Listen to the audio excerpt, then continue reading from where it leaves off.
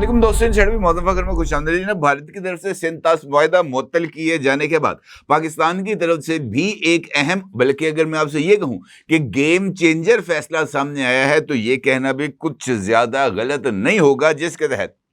पाकिस्तान और भारत के दरमियान एक मुआहदा था जिसको हम शिमला मुआहदा के नाम से जानते हैं, उसको मुअत्तल किया जा रहा है। और शिमला मुआहदे के मुअत्तल होने के बाद खित्ते की सियासी और जोग्राफियाई हैसियत न सिर्फ दोनों तब्दील हो जाएंगी, बल्कि भारत की तरफ से कश्मीर को अटूट अंग करार दिए जाने वाला बयानिया भी दबरदूस हो जाएगा। ना सिर्फ ये, बल्कि कश्मीर के हवाले से दोस्त मुल्क चीन की तरफ से भी एक अहम ऐलान सामने आया है। कौन सा है वो ऐलान, यकीनी तौर पर आप जानना चाहेंगे। आप ये भी जानना चाहेंगे कि शिमला मुआहदा मुअत्तल करना क्या सिंतास मुआहदे की मुअत्तली के हवाले से भारतीय ऐलान का मौसर जवाब हो सकता है। क्या शिमला मुआहदा मुअत्तल करने की सूरत में पाकिस्तान को इंटरनेशनल कम्युनिटी की तरफ से किसी दबाव का सामना करना पड़ सकता है, और शिमला मुआहदा किस हद तक कश्मीर के इशू को मुतासर कर सकता है। इंपॉर्टेंट सूरत हाल है और इसके ऊपर बात करना तो बहुत ही ज्यादा जरूरी है।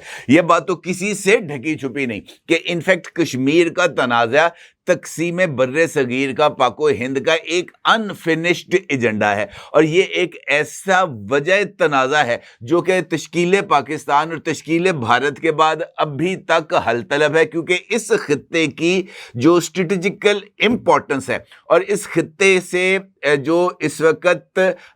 मफादात वाबस्ता हैं पाकिस्तान और भारत दोनों के, उसकी वजह से ये एरिया इस वक्त फ्लैश पॉइंट है। और हालिया दिनों में भारत की तरफ से ये जो कश्मीर के लिए जो स्पेशल स्टेटस था आर्टिकल 370 और 17A, इसको विड्रॉ करने के बाद जो सिचुएशन है वो बिल्कुल ही बदल गई। और कश्मीर के अंदर जो जारी आज़ादी की तहरीक थी, जो इस्तिस्वाब राय की जद्दोजहद थी, भारत की तरफ से उसे ताकत के जोर पर कुचलने की कोशिश की गई और फिर उसकी तरफ से जवाब भी आया। अभी रिसेंटली पहलगाम वाक़े के बाद फौरी तौर पर इंडिया की तरफ से उसकी जिम्मेदारी पाकिस्तान पर आयद की गई, और एक ऐसा मुआहदा जिसको परपेचुअल एग्रीमेंट कहा जाता है, यानी दायमी एग्रीमेंट, भारत की तरफ से उससे बाहर निकलने का ऐलान कर दिया गया, यानी सिंतास मुआहदा। और सिंतास मुआहदे से बाहर निकलने के बाद एकदम से खित्ते की सूरत हाल बदल गई और यहां पर जो कशीदगी है उसमें इजाफा हुआ। अब बाखबर ज़राए ने इस बात का इंकशाफ किया है कि पाकिस्तान की रियासत की तरफ से एक पॉलिसी नोट तश्कील दिया गया है, और ये पॉलिसी नोट जो है ये इस वक्त हुकूमती सर्कल्स के अंदर ज़ेरे गर्दिश है। इस पॉलिसी नोट के तहत तजवीज़ दी गई है हुकूमत पाकिस्तान को कि वो तुर्की ब तुर्की जवाब देते हुए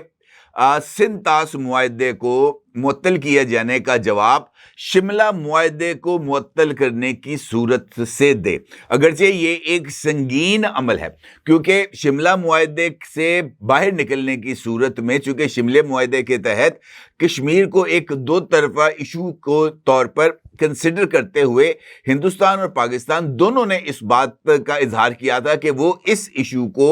बायलैटरल डायलॉग के जरिए हल करेंगे। लेकिन आर्टिकल 370 और मोदी गवर्नमेंट की तरफ से आरएसएस आइडियोलॉजी पर अमल पैरा होने की नतीजे में ये जो मुज़ाकराती अमल है ये एक तवील अरसे से तातुल का शिकार हो गया, और इस हद तक तातुल का शिकार हो गया कि तमाम डिप्लोमेटिक चैनल्स भी बंद हो गए। अब शिमला मुआहदे से फौरी तौर पर बाहर निकलने की सूरत में इनफैक्ट जो लाइन ऑफ कंट्रोल है वो लाइन ऑफ कंट्रोल खत्म हो जाएगी। लाइन ऑफ कंट्रोल के खत्म होने के बाद ये सीज फायर लाइन, जो कि शिमला मुआहदे से पहले 1972 से पहले की जो पोजीशन थी वहीं पर आ जाएगी, और सीज फायर लाइन क्योंकि कोई बाज़ाब्ता तौर पर जंग बंदी नहीं होती उसके नतीजे में, तो वो एक ओपन एरिया के तौर पर कंसिडर होगा जहां पर पेशकदमी भी हो सकती है और जहां से रिट्रीट भी हो सकती है। यानी اس خطے کا اس کے بعد جو فیصلہ ہے وہ بندوق کی نوک پر یا طاقت کے زور پر ہوگا۔ اب یہ جو پالیسی نوٹ جس کا میں نے آپ کے ساتھ ذکر کیا ہے، اس پالیسی نوٹ کا موضوع ہے شملہ معاہدے کی معطلی اور بعد ازاں پاکستان کی حکمت عملی، یعنی شملہ معاہدہ پاکستان معطل کرتا ہے تو پھر اس کے بعد پاکستان کی حکمت عملی کیا ہونی چاہیے۔ 1972 میں ہونے والے اس معاہدے کو بھارت کی جانب سے 2019 میں جموں کشمیر کی خصوصی حیثیت ختم کرنے جیسے یک طرفہ اقدامات نے اس معاہدے کی روح کو مجروح کر دیا تھا، اور حال ہی میں پاکستان کی طرف سے اس کی معطلی جو ہے وہ جس سے میں نے آپ سے کہا کہ وہ زیر غور ہے۔ ریاست پاکستان یہ سمجھتی ہے کہ اگر شملہ معاہدے کو معطل کر دیا جائے اور شملہ معاہدے کے معطل ہونے کی صورت میں کشمیر سمیت تمام متنازع امور کو دوبارہ بین الاقوامی دائرہ کار میں لانے کی منظم کوشش کی جانی چاہیے، کیونکہ اگر یہ جو سندھ طاس معاہدہ ہے اس پر بھارت کے باہر نکلنے کے بعد جو وزیر دفاع ہیں پاکستان کے جناب خواجہ آصف صاحب، ان کی طرف سے مختلف انٹرویوز میں جو انہوں نے رشین ٹی وی کو بھی انٹرویو دیا اور کل بھی بہت سارے انہوں نے انٹرنیشنل فورمز پر بھی انٹریکشن کی اور نیشنل فورمز پر بھی انٹریکشن کی، انہوں نے اس بات کا اظہار کیا کہ یہ جو سندھ طاس معاہدہ ہے ہم اس کو انٹرنیشنل فورمز پر لے کے جائیں گے، ہم اس کو ورلڈ بینک کے سامنے بھی اٹھائیں گے، عالمی ثالثی عدالت میں بھی لے کے جائیں گے، اور اگر ہو سکا تو ہم اس کو یو این اور جو سیکورٹی کونسل ہے وہاں پر بھی اٹھائیں گے۔ اب اگر سندھ طاس معاہدہ انٹرنیشنل فورمز کے اوپر دوبارہ زیر غور آئے گا تو بھارت پر دباؤ بڑھانے کے لیے شملہ معاہدے کی معطلی بھی انٹرنیشنل فورمز کے اوپر اثر نو زیر غور آئے گی، اور اس کا اثر نو زیر غور آنے کے نتیجے میں یہ جو 370 اور 17A کو بھارت کی طرف سے اسکریپ کیا گیا ہے، اس کی بھی اوتھینٹسٹی اور اس کی بھی لیگیلٹی دونوں ہی مکمل طور پر ختم ہو جائیں گی، کیونکہ اس حوالے سے خود بھارت کی طرف سے یو این سیکورٹی کونسل کے اندر یہ انڈرٹیکنگ دی جا چکی ہے 1948 میں، جب مقبوضہ کشمیر کے حوالے سے جو ایک لڑائی ہوئی تھی، اس کے بعد کہ جناب کشمیر کا جو مستقبل کا فیصلہ ہے وہ کشمیری عوام کریں گے، اور خود انڈیا نے جواہر لال نہرو کی حکومت میں سلامتی کونسل کے اندر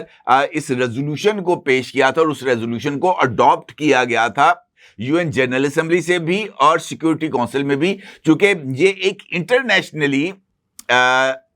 انسالوڈ ایجنڈا ہے، لہذا کشمیر کے ایشو کو دوبارہ ہائی لائٹ کرنے کے لیے یہ جو ہے نا وہ زیادہ بہتر فیصلہ ہو سکتا ہے۔ اس کے لیے جو ترجیحی حکمت عملی کے لیے جو پالیسی نوٹ بنایا گیا ہے، اس میں اس کے لیے سفارتی مہم کو مؤثر انداز میں چلانے کے لیے، قانونی اقدامات کو زیر غور لانے کے لیے اور علاقائی تعاون کو بڑھانے کے حوالے سے جو ہے وہ بات چیت کی گئی ہے۔ اب چونکہ یہ ایک بہت بڑا ایشو ہے، لہٰذا اس ایشو پر پاکستان نے اپنے دوست ممالک سے بھی رابطہ کیا، اور ریسنٹلی جو انٹریکشن ہوا ہے وزیر خارجہ جناب اسحاق ڈار صاحب کا چائنیز پرائم منسٹر کے ساتھ، کیونکہ پچھلی دفعہ جو رابطہ ہوا تھا اسحاق ڈار صاحب کا وہ چائنیز ایمبیسڈر کے ساتھ ہوا تھا پاکستان میں، پھر وزیر خارجہ کا رابطہ ہوا تھا چائنیز فارن منسٹر کے ساتھ، اور اب وزیر خارجہ کا رابطہ ہوا ہے چائنیز پرائم منسٹر کے ساتھ، اور چائنیز پرائم منسٹر کے ساتھ کیے جانے والے اس انٹریکشن میں دہشت گردی کے خلاف مہم میں چائنا نے پاکستان کا ساتھ دینے کا جو ریزالو ہے اس کا اظہار کیا، اور کہا گیا کہ دہشت گردی کے خلاف پاکستان کی کوششوں کا چائنا حمایت بھی کرتا ہے، اور پہلگام واقعے کی انڈیپینڈنٹ انکوائری کے لیے پاکستان کے اعلان کی بھی چین کی طرف سے حمایت کی گئی، جو کہ سفارتی سطح پر پاکستان کی ایک بہت بڑی کامیابی ہے۔ اور اس کے ساتھ ساتھ شملہ معاہدے کے حوالے سے بھی چینی دوستوں کے ساتھ مشاورت ہوئی ہے، کیونکہ اگر آپ کو یاد ہو تو چین، یہ جو ہمارا اس وقت مسئلہ کشمیر ہے، اس کے 3 فریق ہیں، ایک فریق ہے جس کا نام ہے انڈیا، ایک ہے پاکستان، اور تیسرا ہے چائنا۔ اور یہ جو اوکسائی چن کا علاقہ ہے اس کے حوالے سے چین کا یہ ماننا ہے کہ اس خطے میں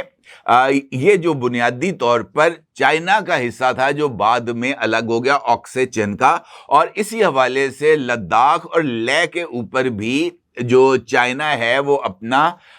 حق جتاتا ہے، اور یہی وجہ ہے کہ اس ایریے کی متنازع حیثیت جس طریقے سے پاکستان اور انڈیا کی ہے، اسی طریقے سے چائنا اور بھارت کی بھی ہے۔ یہ جو اور اس کے ساتھ ساتھ چین کے اس ایریا میں کافی حد تک اسٹریٹجک جو انٹرسٹ ہیں وہ بھی موجود ہیں، اور سی پیک نے چائنا کے ان اسٹریٹجک انٹرسٹ کو اور زیادہ جو ہے وہ مستحکم کیا ہے۔ ابھی یہ جو دعویٰ ہے چین کا آکسائے چین پر، اور اس کے ساتھ ساتھ پاکستان کی طرف سے بھی 1963 میں، شاید جہاں تک مجھے یاد پڑتا ہے 1963 میں جو پاکستان کی طرف سے ایک ایریا ہے جس کا نام ہے شکزم ویلی، یہ بھارت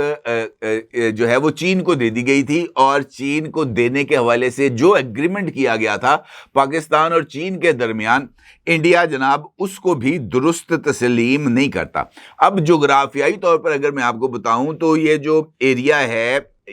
یہ جو ہمارا مقبوضہ جموں و کشمیر یا ٹوٹل جو جموں کشمیر کا ایریا ہے، اس میں آزاد کشمیر ہے، اس میں گلگت بلتستان ہے، مقبوضہ جموں و کشمیر ہے، لداخ ہے، آکسائے چین ہے اور شکزم ویلی ہے۔ اس میں یہ آکسائے چین اور شکزم ویلی یہ اس وقت چائنا کے پاس ہیں، اور چائنا بھارت کے زیر تسلط لداخ والا جو ایریا ہے اس کے اوپر اپنا حصہ، اپنا جو حق ہے وہ جماتا ہے، جبکہ گلگت بلتستان اور آزاد کشمیر یہ دو ایریاز ہیں جو پاکستان کے پاس ہیں، جموں کشمیر اور لداخ یہ اس وقت انڈیا کے پاس ہیں۔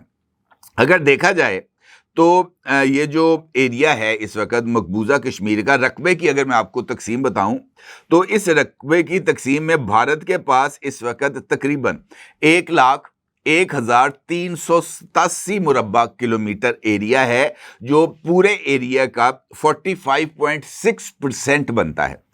جبکہ پاکستان کے پاس اس وقت جو ایریا ہے آزاد کشمیر اور گلگت بلتستان کا، یہ مجموعی طور پر 85,846 مربع کلومیٹر بنتا ہے، اور اگر میں اس کو رقبے کو تناسب کے اعتبار سے دیکھوں تو یہ جو جموں کشمیر ہے اس کا 38.6% ایریا کے اوپر اس وقت پاکستان کا تسلط ہے، جبکہ